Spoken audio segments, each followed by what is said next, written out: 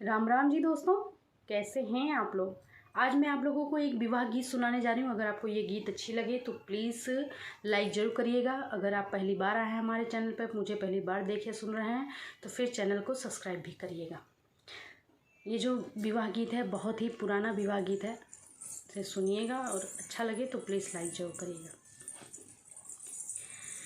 गैया दिहा दान बाबा बछवा दिया दान जी, अपनी दुलारी बेटी जिन दिया दान जी, अपनी दुलारी बेटी जिन दिया दान जी।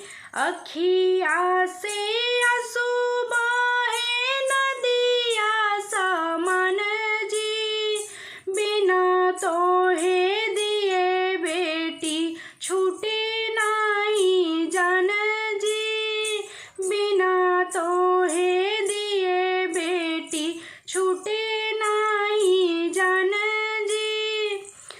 जर दी